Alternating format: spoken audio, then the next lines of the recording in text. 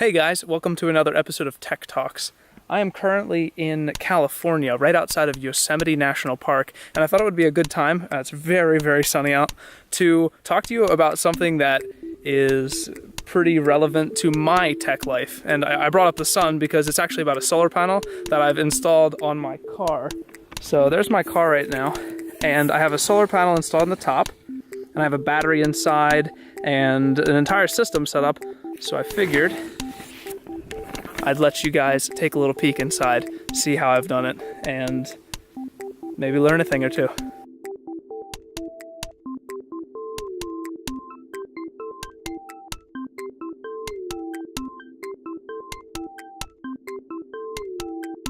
Earlier this year in January, I ended up buying this car. I specifically liked it because I could fold down these back seats and I would have enough room to lay down two people. So if I ever wanted to take a road trip and have a buddy along with me, I would have the opportunity to do so. I can fold these seats down, I can put anything under these panels back here, and we can move anything that we might need back here up to the front seats if we're planning on sleeping. Originally, this car didn't even have roof racks on it.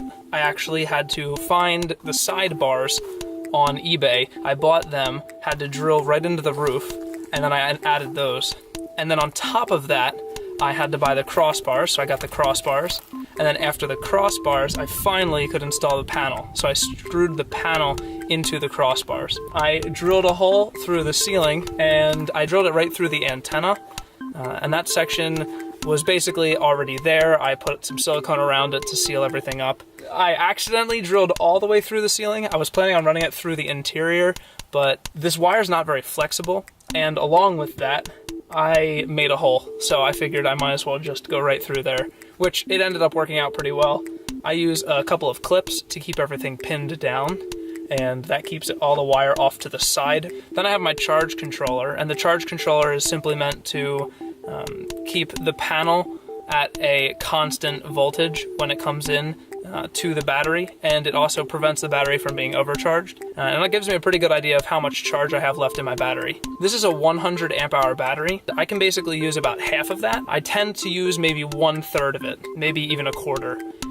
It charges up pretty quickly, and all I really end up doing is charging my laptop and maybe my phone once or twice on it. It gives me a lot of flexibility though. And the thing that I like about this is that I can take this anywhere. So my setup right now, we're in the middle of nowhere, California, and I have electricity, I have an outlet, two outlets and two USB ports in my inverter, which provides so much utility. The charge controller then runs into the battery, which is stored below the surface here. I have the battery hooked up to the inverter directly, and then I drilled a hole in the back, ran the inverter, and I actually had a fuse, so I had to fit the fuse box in, which made the hole slightly bigger. But then I ran the inverter all the way down under the seating and out through the middle, so I can easily plug in things from the front seat or from the back seats at any point in time. It's very accessible. The panel is a 100 watt panel. I find that after about 5 hours of direct sunlight, my battery goes from whatever percentage it's at, which is typically above 50%, to 100% within 5 hours. For me, it does a great job, and most of the time I don't use 50%, so it fills up, pretty much tips off every time I have sunlight. The panel's on a completely separate circuit, so it doesn't connect to my car in any way, aside for it being attached to the back. If I really wanted to, I guess I could take this big battery out and run it around to the front of the car and give my car a jump start, but I really don't anticipate that happening, but I have the option, I guess, if I wanted to. I've seen a couple of conversions where people have had a switch that they can just flip and it'll connect it to the circuit, so then they could jump it right from there, but I didn't really care about running the extra wiring. This works perfectly for me.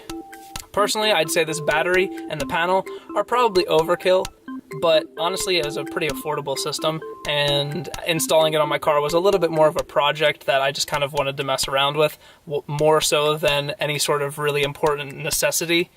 I really like the idea, though, of being able to park my car anywhere, like right now, and have electricity. So I've been very happy with the results that I've seen, and that is one of my personal favorite tech pieces of this point in time. Something that I had the opportunity to install myself and make it. I love it. Check the description below for more information about this exact setup. I bought the panel, the wiring, and the charge controller in a little pack, and then I also bought the battery separately. I personally found this system to be perfect and especially overkill for what I have, but if you're interested, feel free to check it out. If you enjoyed this video, feel free to leave a like and also share it with your friends, and I'll be sure to see you guys next time. Thanks for watching Tech Talks.